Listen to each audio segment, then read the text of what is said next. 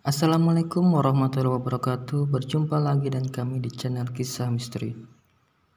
Dalam video kali ini kita akan menceritakan tentang kisah misteri ruangan jenazah, yang mana kisah ini adalah kisah kelanjutan dari part 1. Sebelum mendengarkan kisah ini, jangan lupa klik like, subscribe, dan nyalakan loncengnya agar kami bisa menceritakan kisah-kisah misteri selanjutnya. Oke, tidak usah nunggu waktu lama, mari kita dengarkan kisah misteri berikut ini.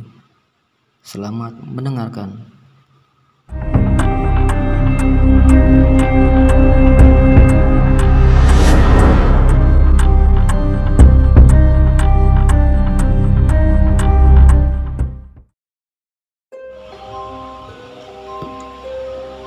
Suara di balik lorong. Aditya dan Lita berhasil keluar dari ruangan rahasia itu. Tetapi ketegangan belum selesai. Malam itu, keduanya berencana untuk melaporkan temuan mereka ke kepala rumah sakit. Namun, saat mereka menuju lantai atas, mereka menyadari bahwa lorong-lorong rumah sakit terasa lebih panjang dan biasanya seperti tidak ada ujung. Lita mulai mendengar suara tawa anak kecil di belakangnya, tetapi setiap kali ia menoleh ke lorong yang kosong itu, Aditya di sisi lain mendengar panggilan samar dari seseorang yang terdengar sangat mirip dengan ibunya yang sudah meninggal. Mereka terus berjalan mencoba tetap tenang, hingga akhirnya menemukan pintu menuju tangga darurat. Namun saat Aditya membuka pintu, ia tidak melihat tangga melainkan ruang jenazah yang baru saja mereka tinggalkan. Ruangan itu tampak lebih gelap dan lebih dingin daripada sebelumnya, dengan kantong-kantong jenazah yang bergerak perlahan seperti ada sesuatu di dalamnya. Aditya dan Lita sadar bahwa mereka tidak bisa keluar dari rumah sakit tersebut tanpa memecahkan masalah misteri ini. Mereka kembali ke ruang rahasia dan mulai membaca dokumen-dokumen lama yang mereka temukan sebelumnya. Salah satu dokumen adalah buku catatan pribadi milik Dr. Sumarno. Di dalamnya tertulis detail tentang eksperimen medis yang dilakukan atas perintah seseorang dari pemerintah pada masa penjajahan. Namun catatan terakhir menunjukkan bahwa Dr. Sumarno mencoba menghentikan eksperimen itu setelah merasa bersalah atas kematian puluhan pasien. Ia mengungkapkan bahwa ada kekuatan yang lebih besar yang menghukumnya, memerangkapnya di ruang jenazah untuk selamanya. Aditya dan Lita menyadari bahwa mereka harus mencari cara untuk membebaskan arwah Dr. Sumarno jika ingin menghentikan semua teror ini. Malam itu, Aditya menemukan arsip lama yang berisi nama-nama korban eksperimen. Salah satu nama yang menarik perhatian adalah Karta, seorang pasien yang dilaporkan meninggal akibat serangan jantung. Namun laporan autopsi menunjukkan bahwa ia sebenarnya tewas karena overdosis obat yang diberikan oleh staf rumah sakit. Lita menyadari sesuatu yang aneh. Nama Karta juga muncul dalam daftar nama pasien yang dilihat Aditya di ruangan jenazah. Pada malam pertama, mereka mencoba mencari tahu lebih banyak tentang keluarga Karta dan menemukan bahwa keluarganya menghilang tak lama setelah kematian Karta.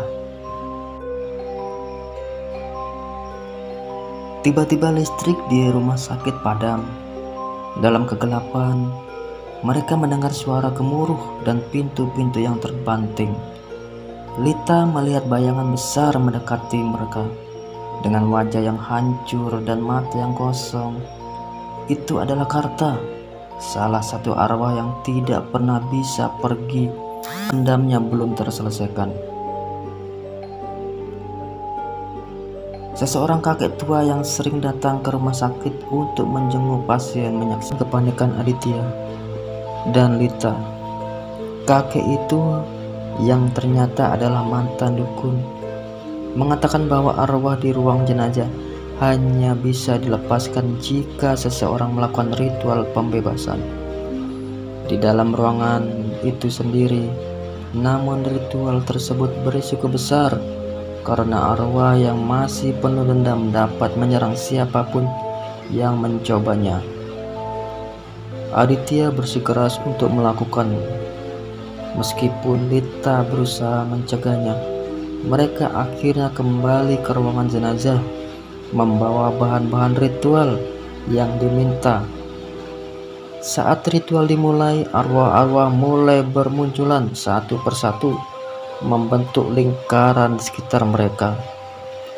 Dr. Sumarno muncul dalam wujud yang menyeramkan, memandang mereka dengan tatapan penuh kebencian. Namun, di saat yang sama, Aditya melihat sisi lain dari arwah itu, sebuah rasa penyesalan yang mendalam. Aditya menyadari bahwa ritual ini bukan hanya tentang pembebasan arwah, tetapi juga tentang memaafkan dosa masa lalu. Saat ritual mencapai puncaknya, Karta dan arwah-arwah lain mulai menyerang, mencoba menghentikan mereka. Aditya memutuskan untuk menjadi pengorbanan agar ritual berhasil. Ia berhadapan langsung dengan arwah-arwah tersebut, berbicara dengan mereka, memohon agar mereka melepaskan dendam mereka dan menemukan kedamaian. Dalam momen terakhir, Dr. Sumarno mulai berubah. Ia mengangkat tangannya dan memerintahkan arwah-arwah lain untuk berhenti. Ia meminta maaf atas dosa-dosanya dan berjanji akan membawa semua arwah pergi bersamanya. Sebuah cahaya terang menyelimuti ruangan jenazah dan semua arwah perlahan menghilang. Aditya pingsan, tetapi Lita berhasil membawanya keluar dari ruangan jenazah. Setelah kejadian itu, rumah sakit terasa lebih tenang. Listrik tidak lagi sering padam, dan tidak ada lagi laporan tentang suara-suara aneh di ruangan jenazah. Aditya dan Lita memutuskan untuk berhenti bekerja di rumah sakit itu, tetapi mereka meninggalkan pesan kepada kepala rumah sakit untuk memastikan bahwa ruangan jenazah tersebut tidak lagi digunakan tanpa renovasi dan pemberkatan.